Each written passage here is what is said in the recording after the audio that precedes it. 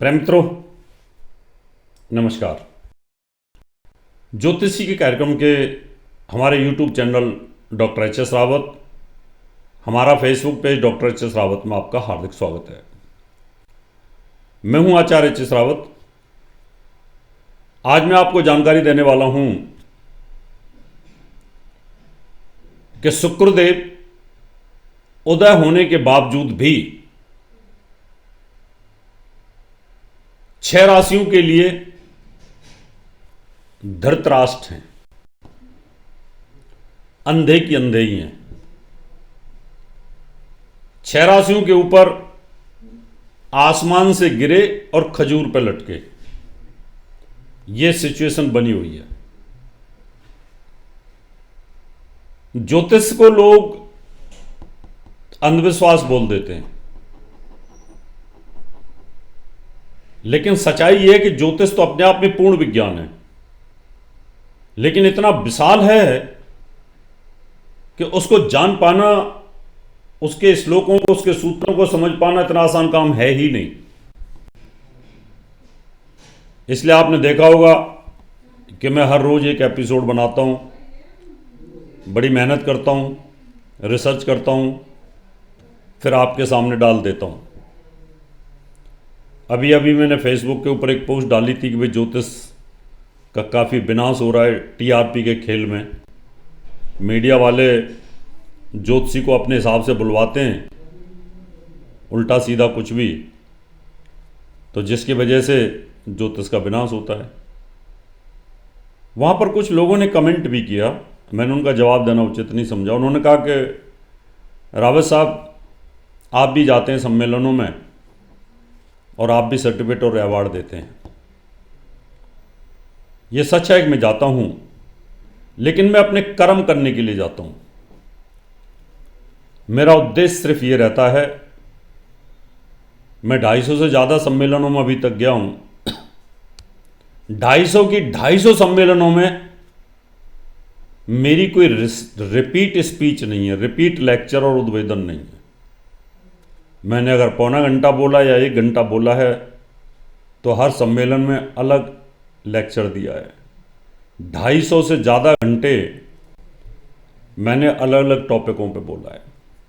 सिर्फ उद्देश्य यह है कि अगर मैं ना भी रहूं इस दुनिया में, तो जो मैंने बोला है वो तो ज्ञान तो जिंदा रहेगा ना, जो मेरे अनुभव में वो तो जिंदा रहेंगे ना कहीं ना कहीं। मेरा उद्देश्य सिर्फ ये रहता है, मैं इसलिए सम्मेलनों में जाता हूँ। मेरा उद्देश्य वहाँ ये नहीं रहता कि कौन सर्टिफिकेट लेके गया कौन नहीं लेके गया, मैं उसका खुद ही विरोध करता हूँ। मैं तो सम्मेलनों में ही बोलता हूँ। लोग बोलते हैं कि आप बोलते नहीं हैं, मैं बोलता हूँ। मैं तो बोलता हूँ कि जो सम्मेलनों के लोग हैं जो शराब पीते हैं, गलत काम करते हैं, उनका बहिष्कार करिए। सम्मेलनों में ही बोलता हूँ मैं तो मैं तो सबसे सभी विद्वानों से यही उम्मीद करता हूँ कि ज्योतिष एक पवित्र विज्ञान है, इसकी पवित्रता को बनाए रखना बहुत जरूरी है। आज वही टॉपिक है कि ज्योतिष इतना डीप है, तो मैंने लिखा आज थंबनेल कि आसमान से गिरा खजूर पर लटका। शुक्रदेव उदय हो गए, हम कर रहे हैं वाह वाह वाह वाह वाह वाह, बहुत अच्छा होगा बहुत अच्छा होगा। मैंने भी कहा बहुत अच्छा होगा मैंने भी एक एपिसोड बनाया था, उसमें कहा था बहुत अच्छा बहुत अच्छा। लेकिन मैं हमेशा ये कहता हूँ, कुछ राशियों को छोड़ देता हूँ। मैं बोल देता हूँ कि इनके लिए बहुत ज़्यादा अच्छा नहीं है, इनका देखा जाएगा, बाद में बताएंगे आपको। मैं ऐसे करके छोड़ देता हूँ, तो जब मुझे समय मिलता है फिर मैं वो बताता हूँ। तो आज मैं आपको बताऊँगा वो 6 राशि जिनके लिए ये शुक्र अच्छा होने के बाद भी अशुभ है, वो जानकारी दूंगा। लेकिन उससे पहले निवेदन करूंगा, मैं आपको एक सूचना दे देता हूं। मैं 17, 18, 19, 20 दिसंबर को बंबई में रहूंगा और 10 और 11 दिसंबर को मैं अहमदाबाद में रहूंगा। अहमदाबाद में अगर मिलना चाहते हैं तो होटल प्रेसिडेंट में रहूंगा, वहाँ मिल सकते हैं। और बंबई में विले पार्ले वेस्ट में हमारा ऑफिस है, वहाँ मैं मिलूंगा, अपॉइंटमेंट लेके मिल सकते हैं। और वीडियो को आप सब्सक्राइब करें और नोटिफिकेशन बेल को दबाएं, फेसबुक पेज को आप फॉलो करें। अब हम शुरुआत करते हैं, उस मुद्दे पे आते हैं जिस मुद्दे के लिए मैंने एपिसोड बनाया है।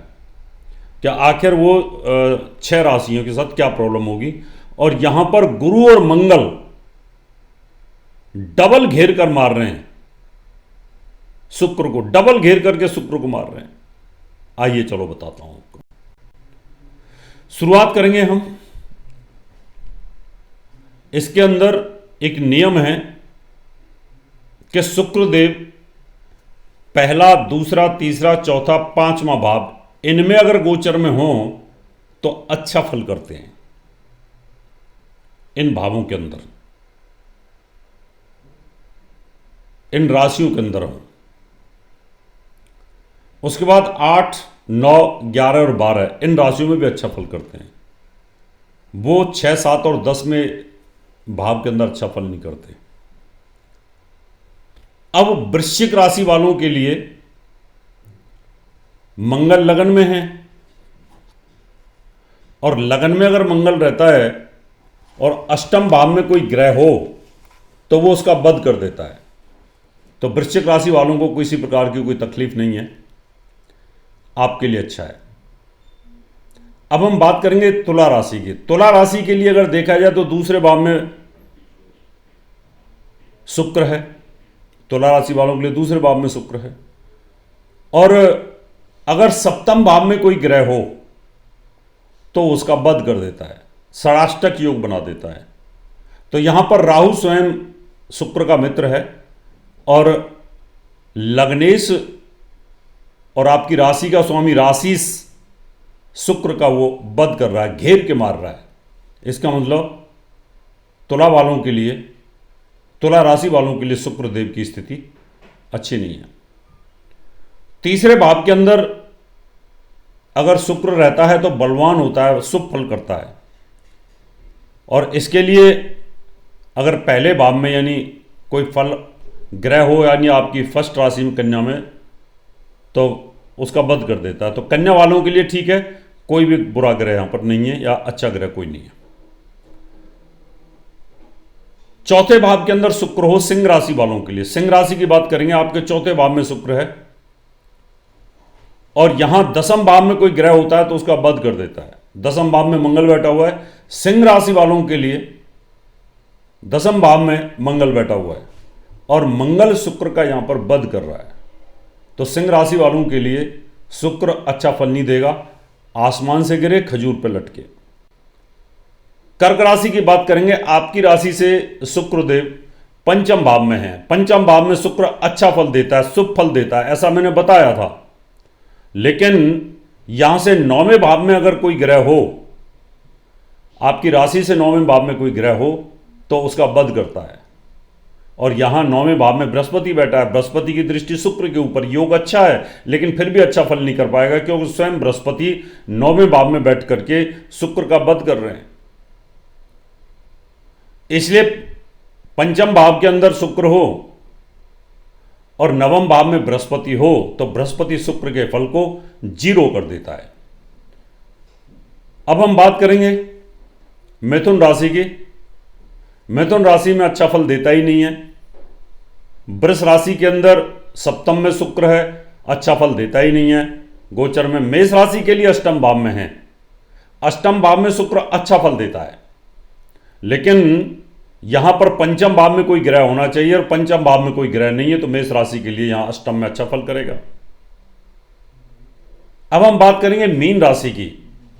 मीन राशि के लिए नौवें भाव के अंदर शुभ फल देता है, और नौवें भाव में शुभ फल कर देता है तो 11वें भाव में अगर कोई ग्रह बैठ जाए तो उसका नाश कर देता है। और 11वें भाव में शनि है मीन राशि वालों के लिए, तो शुक्र का जो फल है वो कोई बहुत अच्छा नहीं रहेगा, आपके लिए भी कहने का यहां पर नुकसान होता हुआ नजर आएगा।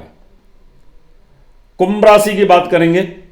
कुंभ राशि वालों के लिए दसम भाव में शुक्र है, दसम भाव में शुक्र गोचर में अच्छा फल नहीं करता, इसलिए इसको हम छोड़ देते हैं। अब हम मकर राशि की बात करेंगे।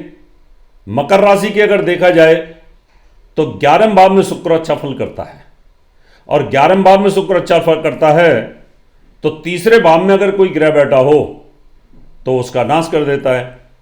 और तीसरे भाव में देवगुरु बृहस्पति दोबारा से शुक्र का नुकसान कर रहे हैं। तो यहां पर मकर राशि वालों के लिए भी शुक्र की स्थिति उदय होने के बावजूद भी बहुत अच्छी नहीं है। अब हम धनु राशि की बात करेंगे। धनु राशि के लिए 12वें भाव में शुक्र, और 12वें भाव में शुक्र गोचर में अच्छा फल करता है, इसलिए ऋषि पारसजी ने अपवाद के तौर पर कहा है कि द्वादश भाव गते शुक्र जो होता है वो अच्छा फल करता है। और 12वें भाव में शुक्र अगर अच्छा फल करेगा, इसका वध कौन करेगा? छठे भाव के अंदर अगर कोई ग्रह बैठा हो तो वो उसका वध कर देता है। और धनु राशि वालों के लिए 12वें भाव में शुक्र है और छठे भाव के अंदर मंगल है, इसलिए धनु राशि वालों का भी यहां पर नुकसान हो रहा है, यहां शुक्र का वध हो रहा है। तो आपने देखा कि 2 बार मंगल ने शुक्र को नुकसान किया है और 2 बार बृहस्पति ने भी शुक्र का नुकसान किया है। 2 बार शुक्र का बृहस्पति ने कैसे नुकसान किया? एक तो मकर राशि वालों के लिए किया क्योंकि तीसरे भाव के अंदर बैठा था, और एक आपने देखा कि किस प्रकार से बृहस्पति ने 9वें भाव में बैठ करके कर्क राशि वालों के लिए भी नुकसान कर दिया। और शनि और राहु 2 बार गुरु ने नुकसान किया, 2 बार मंगल ने नुकसान किया और शनि राहु ने भी इसका नुकसान किया। इस प्रकार से 6 राशियों के ऊपर इसके फल में कमी आ जाती है। यह है प्रेडिक्शन का एक तरीका जो मैंने आपके अपने सामने रखा है। मित्रों, आप ज्योतिष सीखना चाहते हैं तो हमारे विद्यालय में एडमिशन ओपन है। 1 जनवरी 2023 से इसकी क्लास शुरू हो रही है। एडमिशन के लिए आप हमारे गिवन नंबर जो हैं इन पे आप संपर्क कर सकते हैं, जो स्क्रीन के ऊपर नंबर आ रहे हैं। मैं 17 से 20 दिसंबर बम्बई में विले पार्ले वेस्ट में हूँ। अपॉइंटमेंट लेके आप मुझे मिल सकते हैं। और 10 और 11 तारीख को मैं अहमदाबाद में हूँ, वहाँ पर भी आप मुझे अपॉइंटमेंट लेकर के मिल सकते हैं। अब मैं आपसे हाथ लेता हूँ, नमस्कार। और मुझे संपर्क करने के लिए मैं आपको अपना पता देता हूँ, बम्बई का पता दे रहा हूँ, आप इसको नोट कर सकते हैं। अगर आप अपनी कुंडली दिखाना चाहते हैं तो एक कुंडली 5100 रुपए, या वास्तु विजिट या पूजा पाठ करवाना चाहते हैं तो हमें निम्न पते पर संपर्क कर सकते हैं। हमारा मुंबई का पता है महर्षि Parashar Jyotish Vidyalaya, flat number 201, Anand Vihar building, Bajaj road, Vile Parle west, Mumbai 56। Phone number 26707930, mobile number 9820114429। अगर आप अपनी